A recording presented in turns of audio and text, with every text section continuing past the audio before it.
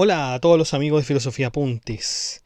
Estamos con Giordano Bruno, La Cena de las Cenizas, obra de 1583. Giordano Bruno no fue un filósofo común, ni su obra se limita a la especulación abstracta. Su pensamiento, que fue desafiante, fue provocador, lo llevó a enfrentarse con las instituciones más poderosas de su tiempo y que finalmente esto le costó la vida. Entre sus escritos más emblemáticos se encuentra La Cena de las Cenizas, un texto que no solo expone su concepción del universo infinito y su rechazo al dogmatismo aristotélico, sino que también es un feroz ataque contra la ignorancia y la mediocridad intelectual de la época.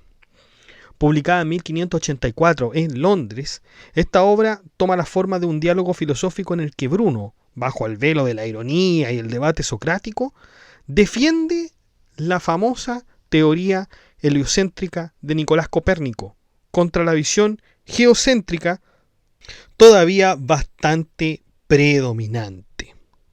Más allá de su contenido cosmológico, el texto es un manifiesto contra la autoridad, pero que vamos a ver más adelante, porque lo que vamos a ver aquí, precisamente en esta primera parte, es solamente una justificación para escuchar a Bruno. Entonces aquí vamos a escuchar solamente los argumentos para posteriormente conocer su filosofía. Así que sin más dilación vamos allá.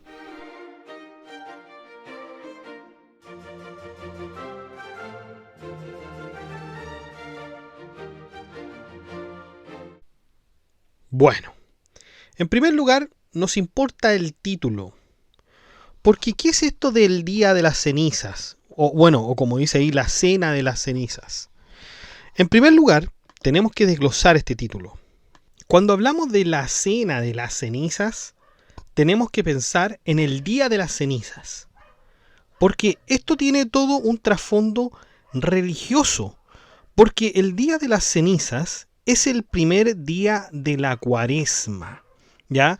Que se inicia con el miércoles de ceniza. Y este miércoles de ceniza es una celebración cristiana, principalmente de la Iglesia Católica, que también la conmemoran iglesias anglicanas, luteranas y algunas protestantes, que marca el inicio de este periodo de 40 días de preparación espiritual que culmina la Semana Santa y la Pascua de Resurrección. Eso es la Cuaresma, este periodo de 40 días. Y ese día los fieles reciben en la frente o en la cabeza la señal de la cruz hecha con ceniza, mientras el sacerdote pronuncia una de dos fórmulas tradicionales, que es el Génesis 3:19, que dice: acuérdate de que eres polvo y al polvo volverás, o en polvo te convertirás. Y el Marcos también puede ser el Marcos 1:15, conviértete y cree en el Evangelio. Por lo tanto, es una invitación el día de las cenizas o el miércoles de cenizas a la penitencia, a la oración y a la reconciliación con Dios. Ese es el Día de las Cenizas. Y fíjense que esta obra fue producida en Londres y Bruno ambienta su diálogo en una cena que ocurre en miércoles de ceniza, por eso es la Cena de las Cenizas. Y en la Inglaterra isabelina, el miércoles de ceniza era ya un día de importancia religiosa porque era el inicio de la Cuaresma. Y en ese día se acostumbraba a hacer comidas comunitarias, reuniones, con un tono más bien austero, porque comienza el tiempo del ayuno, lo cual Bruno convierte en un escenario literario. Y uno se pregunta, ¿y qué andaba haciendo Bruno allá en Londres? Bueno, había dado conferencias en Oxford el año 1583.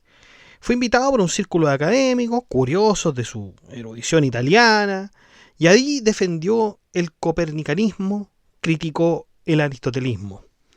Pero fue acusado de plagio, porque al parecer en su exposición utilizó pasajes de otros autores sin citarlos, como sería por ejemplo Marsilio Ficino, Petrarca, entre otros renacentistas. Entonces, con esa excusa los enemigos lo expulsaron del ambiente académico oxoniense, donde ya había generado rechazo por su estilo bastante sarcástico y por las obras que ya tenía, sobre todo que hemos visto de forma lata, que es El Candelero. Y bueno, tras este conflicto, él se refugia en la Embajada de Francia en Londres, bajo la protección del embajador Michel de Castelnau de Mauvissière, donde Bruno halló un espacio seguro para continuar ahí su trabajo. Y allí trabó amistad con John Florio, que es hijo de un exiliado italiano, humanista, lexicógrafo, que estaba al servicio de la embajada. Y Florio fue un personaje clave, porque fue el traductor, el puente cultural y el acompañante de las peripecias narradas en la Cena de las Cenizas, que es el texto que vamos a ver hoy día. Y en ese periodo, en el periodo de 1583 a 1584, ahí es donde publica algunos tratados de mnemotecnia también, y su estadía le abre las puertas al círculo de aristocráticos de la cultura inglesa, ¿no? Entonces ahí estaba Sir Philip Sidney, que era un poeta y cortesano a quien dedicara la expulsión de la bestia triunfante, y un personaje bastante importante que es Sir Fulk Greville, que es amigo de Sidney, quien fue el anfitrión de la célebre Cena de las Cenizas. Robert Dudley, que es el duque de Leicester, en canciller en Oxford y protector de italianos cultos en la corte. Entonces, en este contexto es que Bruno realiza esta obra.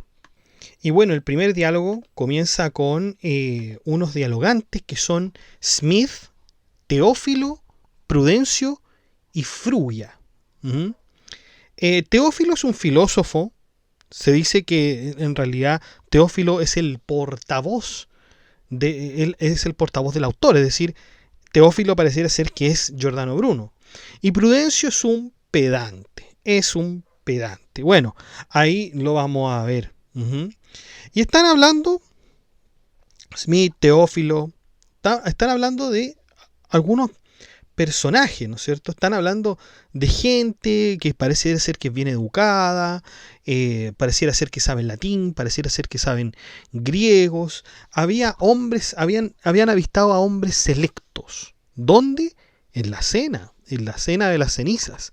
Entonces están hablando, habían hombres con larga toga, hábitos de terciopelo, uno de ellos llevaba al cuello 2 cadenas de oro luciente, y el otro, por Dios, con aquella preciosa mano en la que había 12 anillos en los dedos.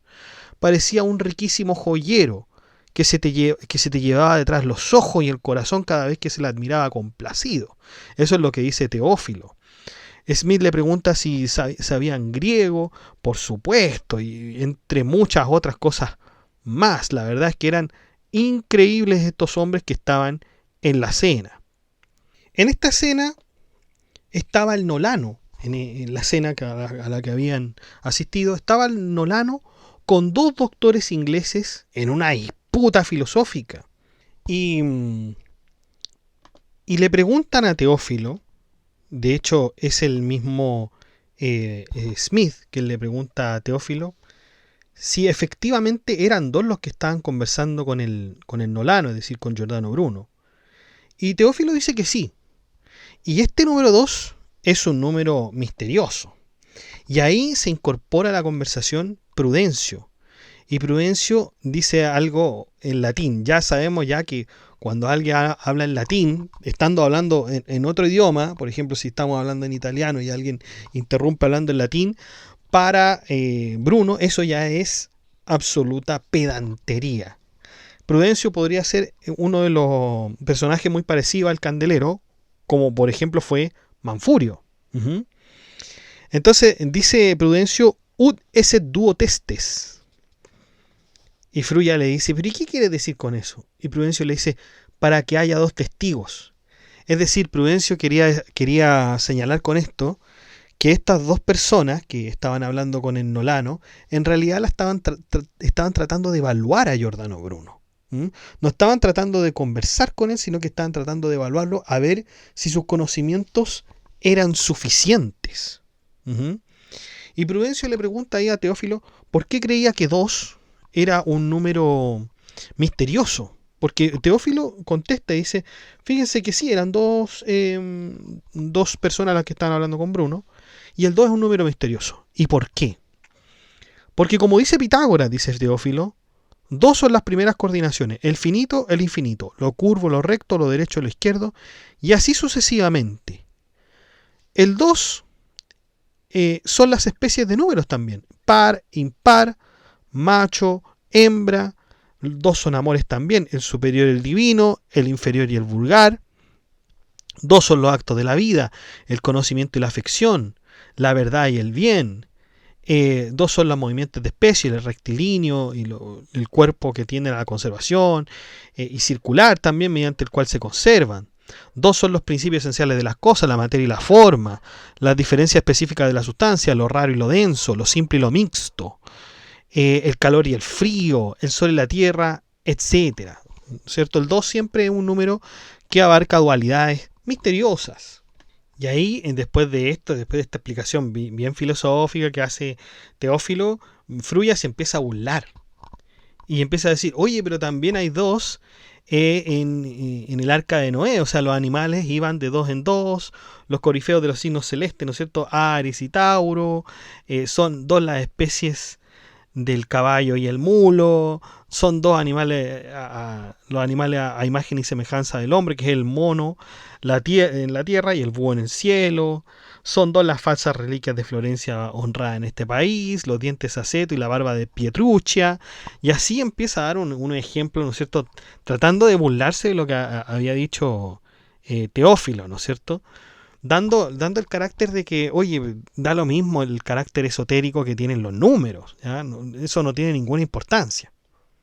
Y Prudencio le comenta algo en latín, ¿ya? Que es el optima indolis ingenium enumeratio minime contenda, que es talento de óptima índole, enumeración nada despreciable, le dice a Fruya.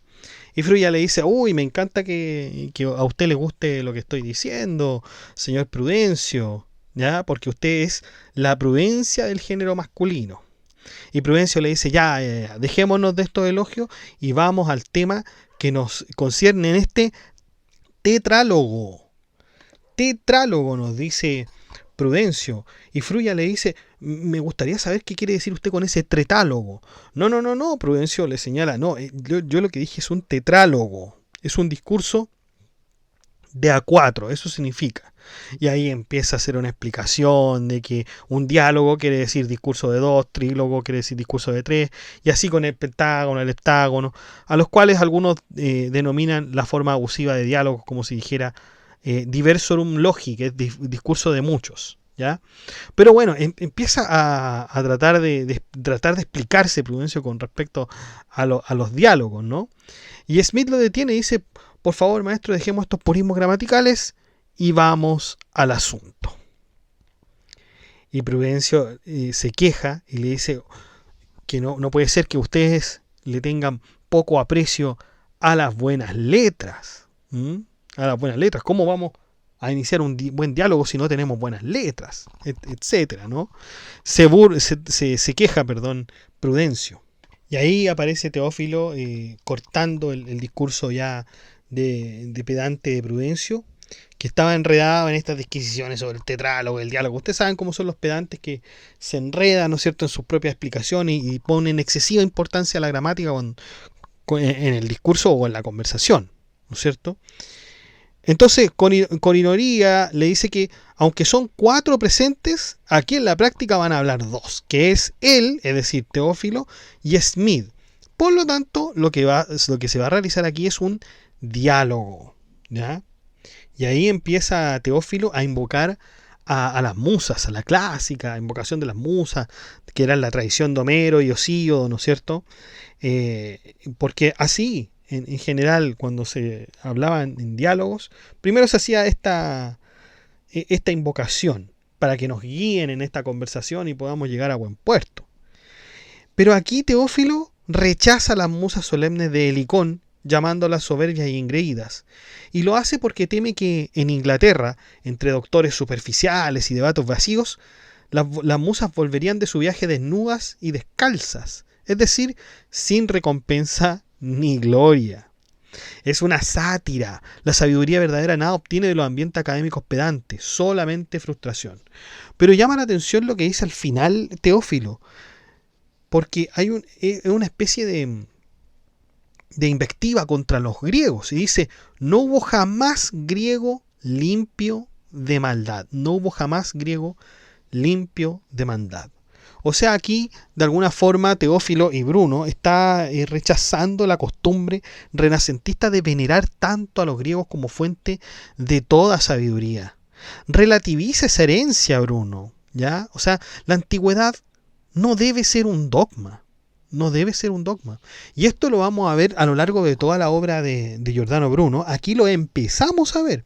Pero la verdad es que lo vamos a ver durante toda la obra. Sobre todo en los heroicos furores, donde critica ahí más que nunca a los griegos. Es una crítica bastante moderna, por cierto. Es como decir, no sigamos los patrones antiguos, no nos quedemos estancados en los patrones antiguos y tratemos de sacar algo propio.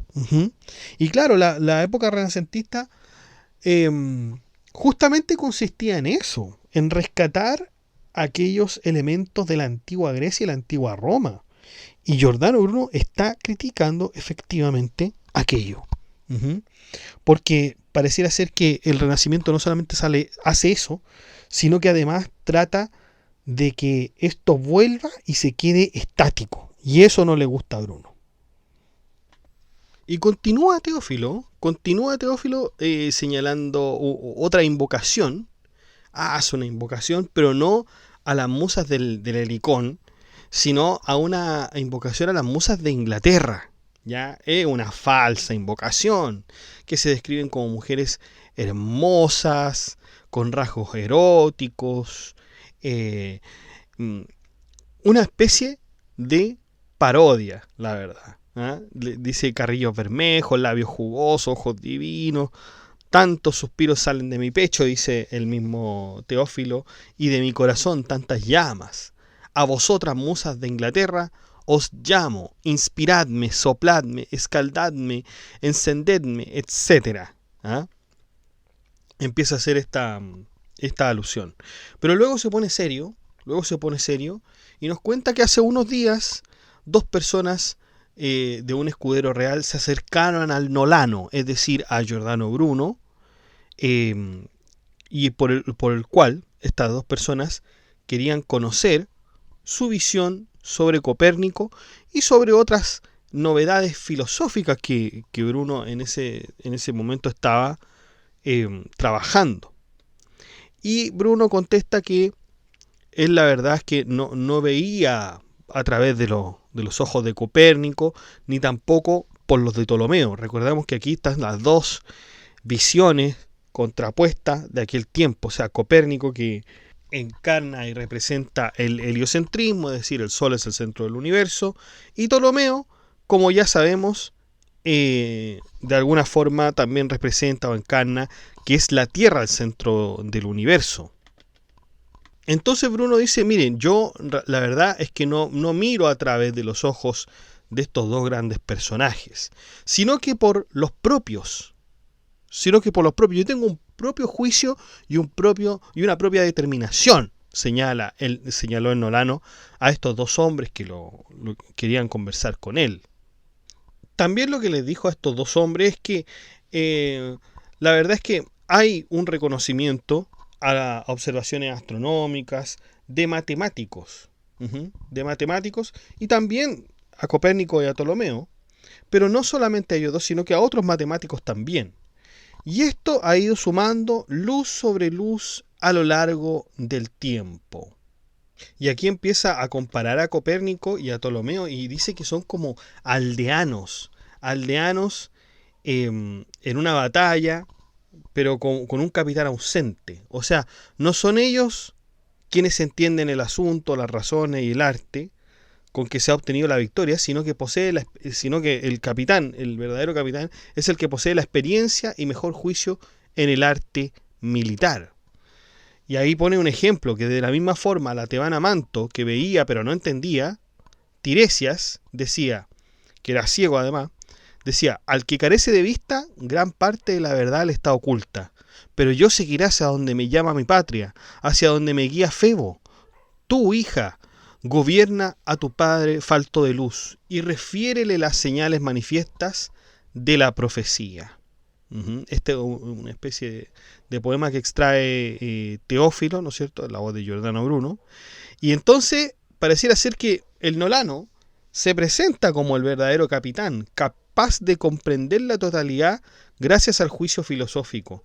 Entonces las citas de Tiresias y Manto lo refuerza. O sea, Manto ve, pero no entiende. Y Tiresias, aunque es ciego, interpreta la verdad. Es decir, la simple observación empírica no basta. Se necesita una visión filosófica, que es la que Bruno en realidad nos va a ofrecer. Por lo tanto, aquí hay una independencia del nolano con respecto a Copérnico y Ptolomeo. Porque para Bruno ellos solamente observan, pero no entienden qué significa esto que están observando. Y Bruno señala que él sí lo sabe, que podría ser, digamos, el capitán de este barco. Ahora, ojo, ¿quiénes serían estos dos personajes que se acercan a Bruno de parte de un escudero real? Bueno, la verdad es que esos dos personajes son John Florio y Matthew Wine, que son amigos londinenses de Bruno, de hecho sobre todo John Florio. ¿Y quién es este escudero real? Fulk Greville, un personaje que fue de alguna forma importante en la vida del nolano. Pero eso lo vamos a ver después. Luego de esto, Smith le dice, por favor, hazme saber qué opinión tienes de Copérnico. Y ahí Teófilo empieza a señalar cómo era Copérnico y lo describe como un hombre de un genio grave, maduro, diligente, superior a Ptolomeo, Hiparco y Eudoxo, superior a estos hombres. Y su mérito principal consistió en romper con los falsos supuestos de la filosofía común. Pero, a pesar de todo esto, lo critica, porque dice, Copérnico fue más matemático que naturalista, por lo que no pudo erradicar completamente las raíces del pensamiento antiguo. Es decir, aún quedó preso de algunas nociones aristotélicas. Pero sin embargo, fue un precursor valiente, pero no un pensador así que podamos llamar definitivo. ¿Ah? De hecho, lo llama aurora que precede al sol, ¿ya? Como un verdadero precursor de lo que va a venir después. Abrió el camino Copérnico. Aunque su sistema no lo resuelva todo, pero fue una chispa que abrió el camino. Entonces, lo valioso de su obra no es la perfección de su teoría, sino su firmeza frente a la oposición de la multitud y de la fe dominante. Como sabemos, muchachos, Copérnico sostuvo contra toda la tradición que la Tierra se mueve y que no es el centro del universo. Nosotros con el sistema tolemaico, que estaba imperante en esa época incluso, sabemos que se pensaba que la Tierra era efectivamente el centro del universo, y no solamente eso, que la Tierra no se movía, ¿ya? Y no se movía, ¿por qué? Porque todo aquello que se mueve parece estar sometido a la contingencia, sometido a la imperfección. En cambio, aquello que no se mueve, que es estático absolutamente, pareciera ser que el tiempo no le hace ningún efecto. Es algo absolutamente perfecto. Entonces, cuando Copérnico nos da vuelta a todo este esquema, Bruno subraya el coraje de afirmar esto, incluso sin razones suficientes vivas, recogiendo fragmentos de los antiguos y reordenándolo todo. Por lo tanto, su discurso era más matemático que natural, pero con él hizo que una causa despreciada se volviera absolutamente honorable. Entonces, cuando alaba Teófilo, porque está hablando Teófilo, y bueno, ustedes saben que Teófilo también es nolano, es Bruno. Y tras alabar a Copérnico, Teófilo introduce una autodefensa del nolano y reconoce que hablar bien de sí mismo puede ser censurable, pero apela a un poema de Luigi Tansilo para justificarse, que dice: a veces es necesario hablar de uno mismo, no por vanidad, sino para evitar críticas o ayudar a otros. Entonces aquí Bruno se prepara para presentarse como un heredero y un superador de Copérnico, el verdadero sol tras aquella aurora. Entonces aquí nos queda claro que Bruno no viene a ser ningún científico. Bruno no viene a ser ningún científico, y aquí esto es lo que habíamos señalado incluso en la biografía. Bruno no es un científico. Bruno es un filósofo, por cierto que sí. Por cierto, Copérnico es un científico, podríamos decir, un matemático. Uh-huh. Pero Bruno, difícil que podamos decir que es un científico. Va más allá, ¿no es cierto?, del salto copernicano, que Copérnico, en términos filosóficos, no da, sino que solamente se queda en lo mecánico del universo. Pero algunos insistirán en que, de alguna forma, alabarse a uno mismo puede ser algo que no es decoroso. Pero Bruno, o más bien Teófilo, nos dice que es inevitable. Apeles podía reconocer su obra pictórica, Fidias podía reconocer su estatua, y así también Bruno puede reconocer el fruto de su filosofía. La alabanza de sí mismo no es una vanidad, sino un reconocimiento de una obra que habla por sí misma. Hace una comparación con Tifis y Colón. Tifis era el timonel de los argonautas que abrió el mar por primera vez. Colón, el descubridor de América, ya anunciaban profecías poéticas. Ambos presentan la osadía de abrir nuevos caminos. Y si esos son alabados por vencer al mar, ¿qué no se dirá del Nolano, que ha vencido los límites del cielo y el firmamento?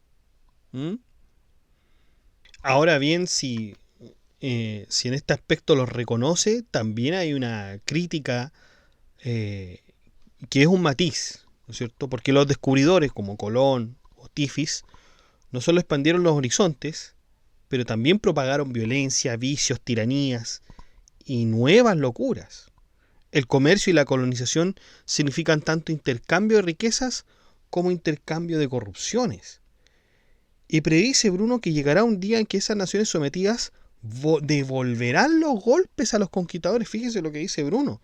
Devolverán los golpes a los conquistadores en una visión profética de revancha histórica. De hecho, voy a citarlo literalmente, ¿no? Dice, gracias a tales gestas, o sea, las de Colón, por ejemplo, gracias a tales gestas, llegará un día en que, habiendo aquellos aprendido a costa propia, sabrán y podrán, como consecuencia de la permutación de las cosas, devolvernos semejantes y aún peores frutos de tan perniciosas invenciones. De este tema, Teófilo nos empieza a hablar de que el Nolano, es decir, Giordano Bruno, no solamente nos hablaba de Colón y de estos hombres que, si bien han hecho nuevos descubrimientos, también sus efectos han sido de alguna manera perniciosos. También nos habla de aquellos personajes que han cortado las alas al espíritu humano e impidieron ver más allá de las nubes. ¿A quién se refiere? A los sofistas y clérigos. Sofista no nos imaginemos a griegos, ¿no? Sino que por sofista quiere decir los eclesiásticos, ¿ya? Los eclesiásticos. Entonces, eclesiásticos y clérigos que bajo la apariencia de sabiduría llenaron al mundo de supersticiones y vicios, ¿ya? Y aquí Teófilo presenta al mismo Nolano como aquel liberador que rompe esas cadenas, que ha disipado las esferas ficticias de Aristóteles y Ptolomeo, las 8 o 9, 10 esferas. ¿Se acuerdan cuando nosotros hablamos del geocentrismo, de Aristóteles y Ptolomeo, de la cantidad de esferas que había? Y ha mostrado también Bruno que los astros no están sujetos a una estructura cerrada, sino que habitan en una región infinita y única. Todavía no nos dice cómo. Y ha dado ojos a los ciegos. Es decir, como una metáfora, ¿no es cierto?, de que ha liberado a la humanidad de la ignorancia. Y nos cuenta Teófilo que Bruno demostraba en esta conversación que aquellos cuerpos que vemos a lo lejos son semejantes o desemejantes, mayores o menores que el que está a nuestro lado, de alguna manera haciéndonos ver que la Tierra es una madre viva y animada, no un cuerpo muerto y vil como se señala en el geocentrismo. De esta manera, continúa Teófilo, sabemos que si estuviéramos en la Luna o en otras estrellas, no estaríamos en un lugar muy diferente a este, y acaso en uno peor. De la misma manera que puede haber otros cuerpos tan buenos o incluso mejores por sí mismos y por la mayor felicidad de sus propios animales. ¿Qué nos quiere decir acá Giordano Bruno a través de Teófilo?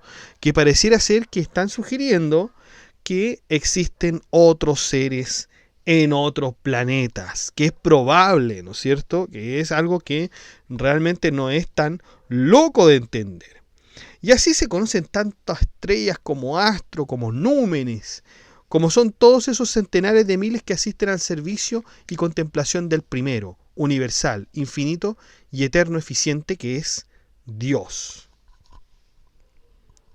De alguna manera, lo que nos va a presentar Bruno es que aquí no estamos hablando de 8, 9, 10 esferas móviles, sino que no hay más que un cielo.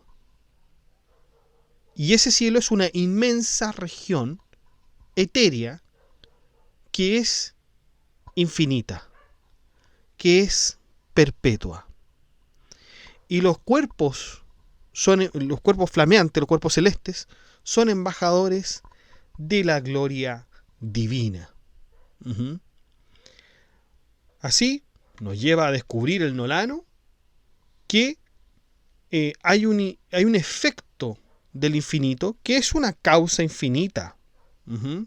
El verdadero y vivo vestigio del infinito vigor. Y sabemos que no hay que buscar la divinidad lejos de nosotros, puesto que la tenemos al lado, incluso dentro, más de lo que nosotros estamos dentro de nosotros mismos, nos dice Teófilo. De aquí nosotros podemos concluir que Bruno realmente propone un panteísmo, porque nos señala, o sea, Dios es más íntimo al hombre que el propio hombre a sí mismo. Y esto obviamente ya le va a traer problemas. Es otra de las cosas polémicas muy significativas que le van a jugar en contra a Bruno.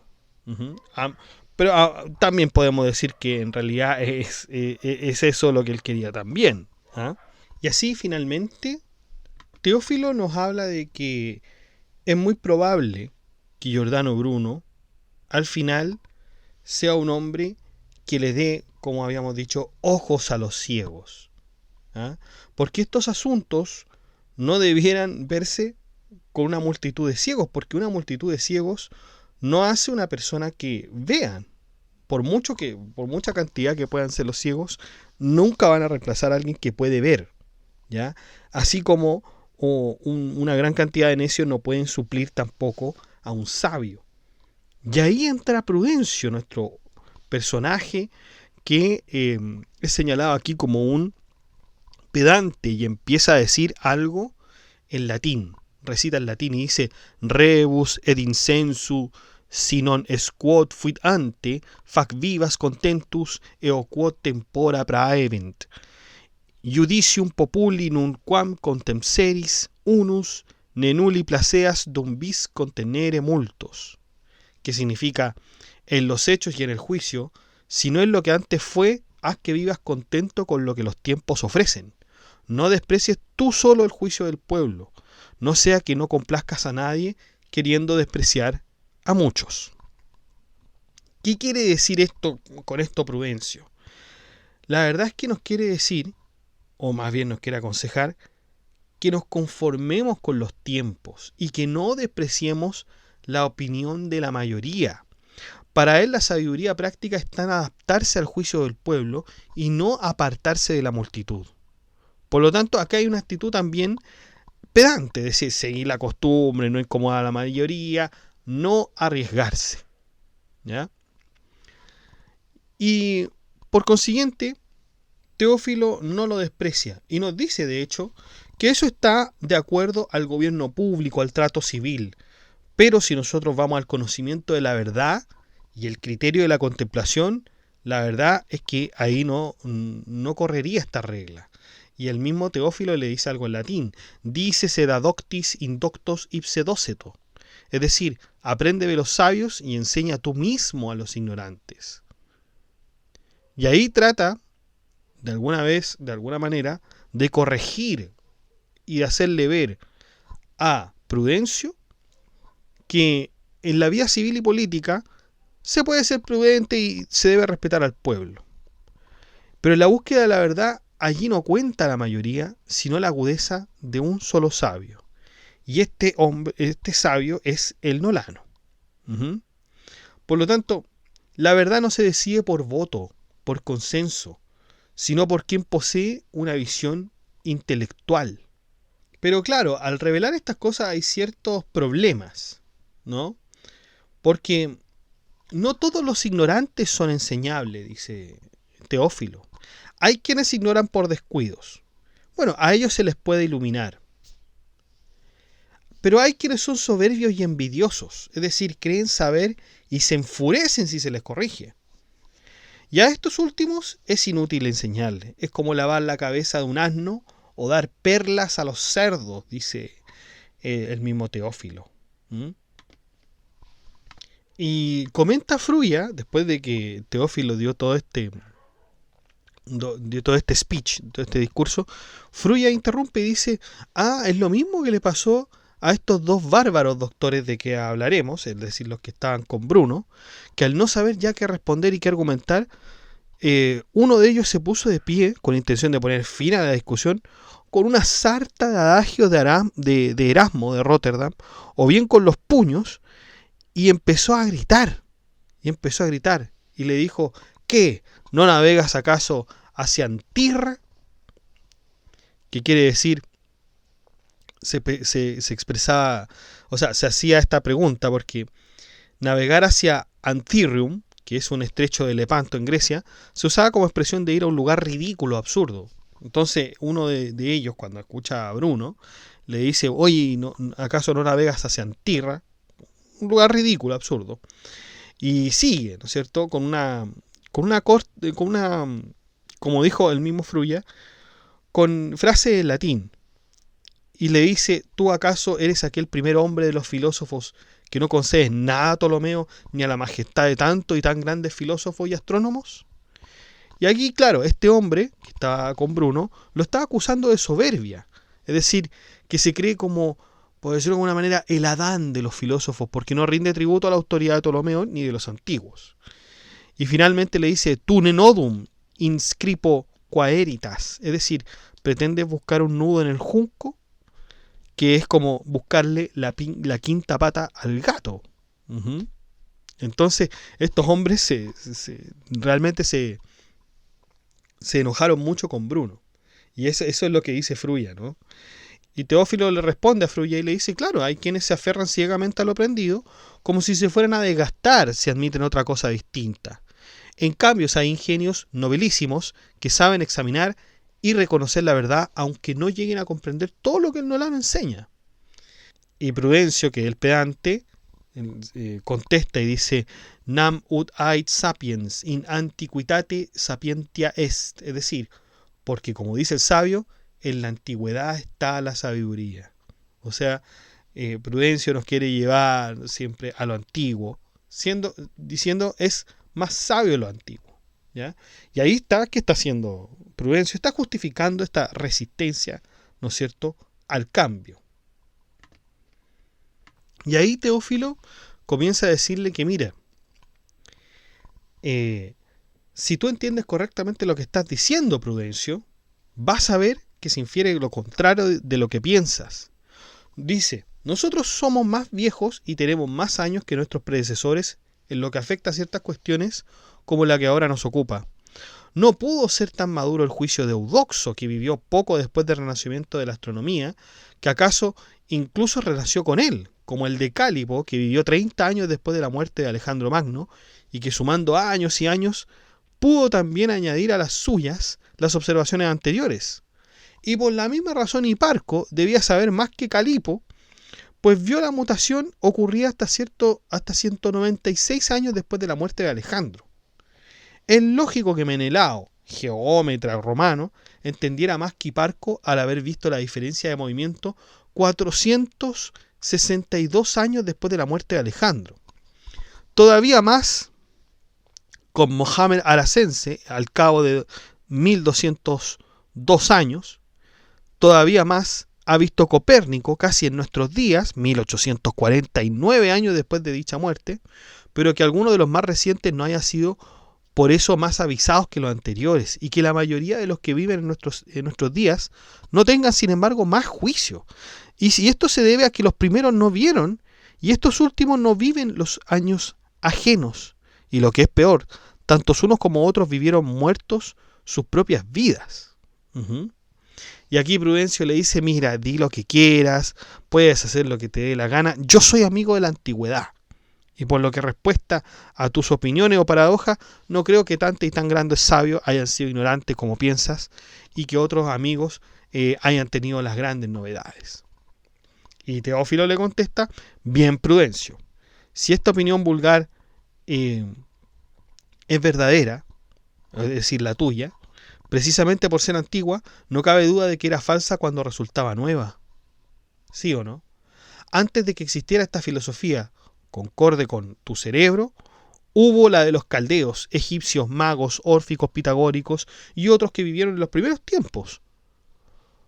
Por el contrario, con nosotros, y contra la cual se rebelaron estos insensatos y vanos lógicos y matemáticos, no tantos enemigos de la antigüedad hay como ajenos a la verdad. Por lo tanto, dejemos de lado el argumento de la antigüedad y de la novedad, dado que no hay nada nuevo que no pueda ser viejo y no hay nada viejo que no haya sido nuevo, como bien advirtió tu Aristóteles, le dice Teófilo. Y en efecto, aquí le está señalando Teófilo a Prudencio que aquí hay una falacia pero absoluta. Cuando uno dice, mira, todo tiempo pasado fue mejor, todo lo antiguo es mejor. A veces a uno le escucha a los abuelos decir que en mis tiempos las cosas eran distintas y por lo tanto casi quedando a decir que eran mejores. Es una falacia porque, en efecto, si nosotros viviéramos en esos tiempos de nuestros abuelos, seguramente los abuelos también de nuestros abuelos dirían, mira, tu generación, la verdad es que es un problema, está estancada. Como éramos antes, nosotros éramos mejores y así vamos a ir en una paradoja, lamentablemente, que no se va a resolver. Tendríamos que llegar hasta Caldea, hasta Egipto, hasta con los hebreos, los pitagóricos, etcétera. Tendríamos que, la verdad sería una cuestión absolutamente absurda. Pero ojo que también ocurre con las novedades, ¿ah?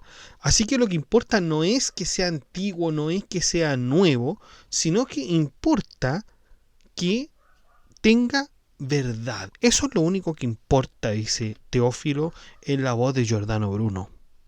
Y ahí comienza Frugia a hablar, y Frugia le dice que esto que le impresionó a ver que Teófilo le diga vuestro Aristóteles o tu Aristóteles, dirigiéndose a Prudencio.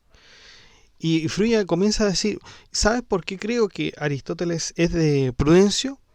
Porque el mismo Prudencio es peripatético, es decir, aquellos que siguen la doctrina de Aristóteles. De la misma forma en que dos ciegos mendigos ante la puerta del arzobispo de Nápoles, y de los cuales el uno se proclamaba güelfo y el otro gibelino, comenzaron a golpearse tan fuerte el uno contra el otro, que si no se lo hubiera separado habrían muerto. Y se le acercó un hombre de bien y les dijo, a ver, vengan. Y les preguntó, ¿qué es un güelfo? ¿Qué es un gibelino? ¿Qué quiere decir güelfo y gibelino? Y estos hombres no sabían lo que eran güelfo y gibelino. Y lo que quiere decir esta anécdota que da Frugia, es que a veces hay personas que siguen ciertas doctrinas y no tienen idea de lo que significan.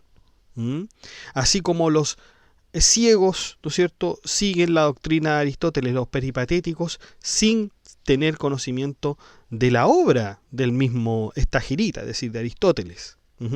Entonces ridiculiza de alguna forma Frugia la adhesión dogmática, ¿ya? Esto de pelearse a golpes por vender banderas vacías que ni siquiera ellos entienden. La verdad es que para Bruno hay una pseudo fidelidad intelectual que confunden con autoridad,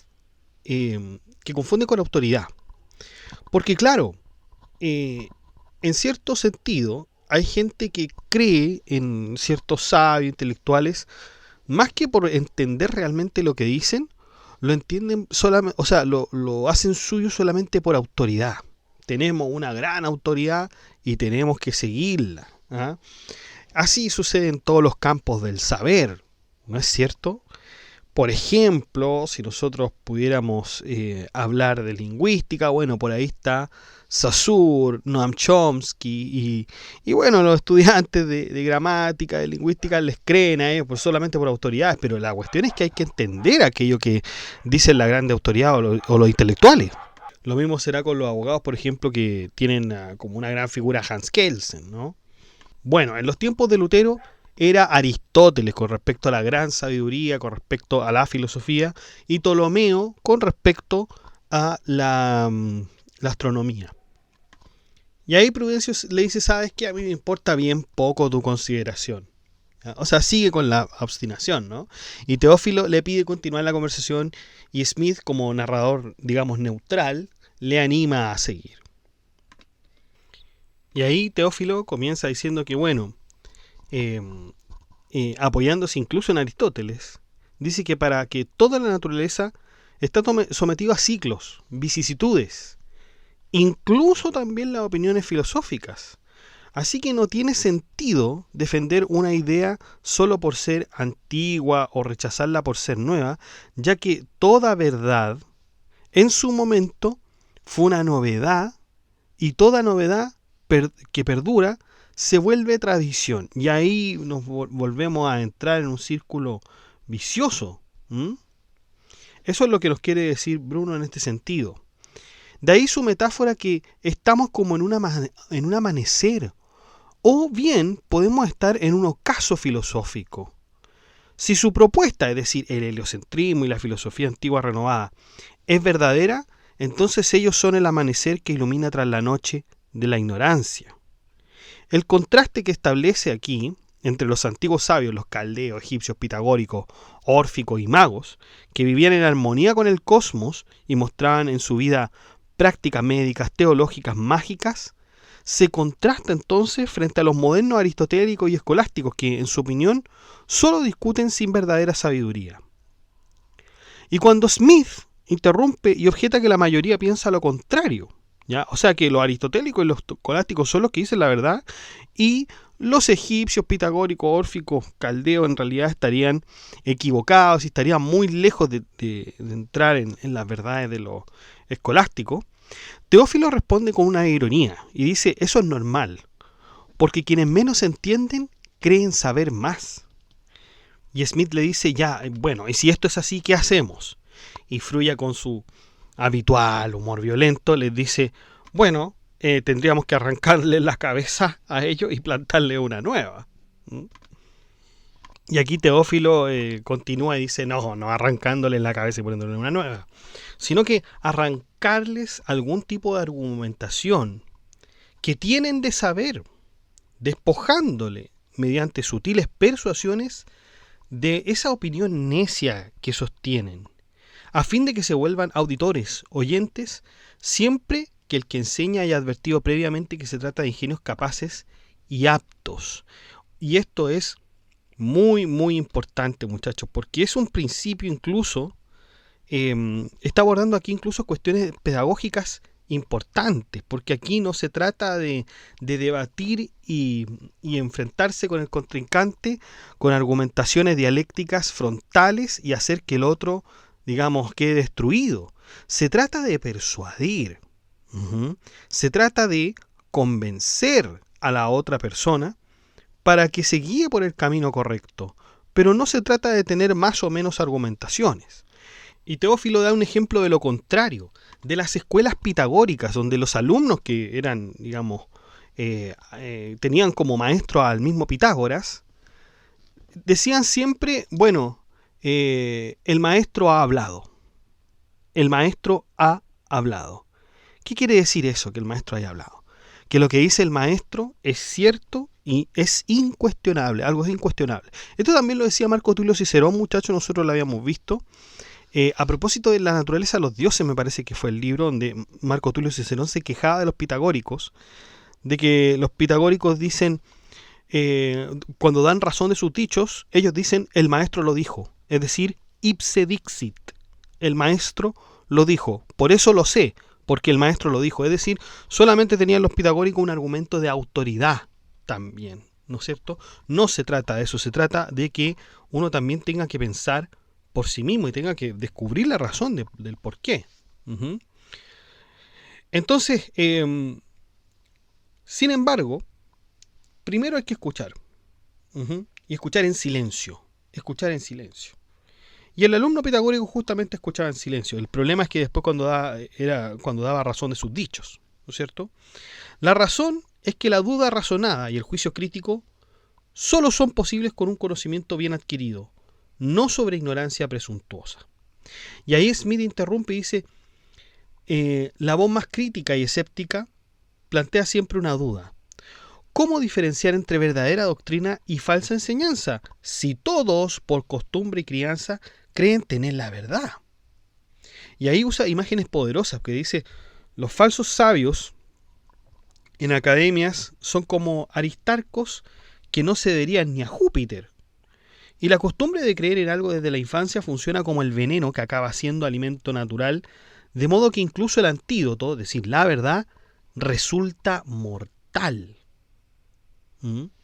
Entonces, ¿cómo vamos? Es una duda muy, muy interesante. ¿Cómo vamos a diferenciar entre verdadera doctrina y falsa enseñanza? Y ahí Teófilo dice algo bien particular, que es un don de los dioses. Si te guían y otorgan la suerte de hacerte encontrar un hombre que no tanto estimes ser un verdadero guía como realmente lo sea, y que además ilumina el interior de tu espíritu para que elijas el mejor. Pero ahí Smith expresa su temor frente al hecho de que, aunque la verdad sea rara y reservada para pocos, no todo lo que es raro y escaso es valiosísimo también. Muchas veces puede ser simple locura. Pero Teófilo nos dice que, aún con ese riesgo, es más seguro buscar la verdad lejos de la multitud, porque ésta nunca ha producido nada grande ni perfecto. Lo valioso, dice, siempre se encuentra entre pocos, y si fuera de fácil acceso y común, perdería precisamente su carácter de precioso. Y aquí Bruno contrapone entonces la sabiduría elitista y minoritaria frente a la opinión de la mayoría. La multitud no debe ser el criterio de verdad, porque lo común suele ser vulgar. Se requiere un maestro auténtico, un verdadero guía, y un espíritu dispuesto a seguirlo, para no caer en falsas doctrinas. Y Smith, siempre con actitud práctica como son todos los ingleses, propone suspender la discusión y retomar al día siguiente con el examen de la filosofía del Nolano, es decir, con esto que Bruno quiere señalar a estos dos hombres en la cena de las cenizas. Esto indica que hasta ahora se han dedicado solamente a despejar dudas y a justificar por qué merece escucharse la voz de Giordano Bruno. Y recién aquí en adelante vendrá la exposición de su doctrina. Hay una intervención final en latín que dice Sat prata viverunt, nam jam nox humida caelo praecipitat, que es un recurso literario que Prudencio señala, que sugiere que ya es tarde y la naturaleza misma indica que debemos retirarnos. Y aquí, ¿no es cierto?, cerramos entonces el primer diálogo, el primer día de discusión sobre la cena de las cenizas, que es, como había dicho, no más que una justificación para entrar realmente en la doctrina de el Nolano, de Giordano Bruno. Entonces tenemos que prepararnos para el próximo diálogo, que es el segundo diálogo. Lo vamos a ir viendo así, podcast por podcast, capítulo por capítulo, como ha sido nuestra costumbre siempre. Pero aquí ya tenemos cuestiones ya sumamente importantes, o sea, Bruno en contraposición con los escolásticos, con el aristotelismo, contra el geocentrismo de Ptolomeo. La verdad es que Bruno se presenta acá como un gran opositor a todas estas doctrinas. Y uno podría decir, entonces es copernicano. Es copernicano, es totalmente copernicano Bruno. La verdad es que no, porque como vamos a ver, Bruno también difiere de la teoría copernicana, aunque la acepta en gran parte la acepta, quizás lo esencial lo acepta, pero hay algunas cosas finas que Giordano Bruno realmente no concuerda, no está conteste, no consiente a Nicolás Copérnico. Y eso lo vamos a ver en los diálogos que siguen. Así que le invito a que nos siga escuchando nuestro podcast, porque se viene el segundo diálogo donde ya se va exponiendo la filosofía de Bruno, esta conversación que tuvo con estos dos intelectuales académicos ingleses. Les dejo el grupo de WhatsApp para que se enteren de las últimas novedades y el grupo de la comunidad para que hablemos este y otros temas.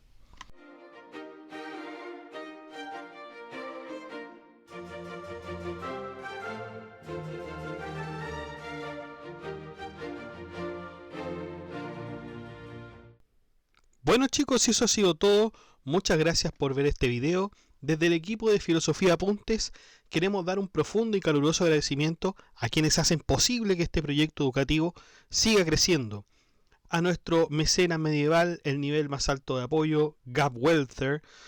Amigo, tu respaldo ilumina este proyecto como un manuscrito entre velas. Gracias por ser parte esencial de esta comunidad pensante. Saludamos también a nuestros valientes mecenas romanos que son Abstract Panicker, Ricardo, Jorge Ríos, Diana94, José Manuel Santos y Jesús Morillo. Gracias por apoyar la filosofía y permitir que sigamos compartiendo contenido riguroso, independiente y accesible. Y tú, que estás viendo esto, si valoras este trabajo y aún no lo haces, suscríbete al canal, comenta, dale like, comparte todo el contenido con quienes aman el pensamiento. Y si quieres ir un paso más allá, únete como mecenas y apoya este proyecto educativo y cultural. Pulsa el botón unirse que está debajo de cada video y forma parte de esta comunidad que piensa, imagina y transforma. Sigamos filosofando juntos. Que estén bien, cuídense, chao.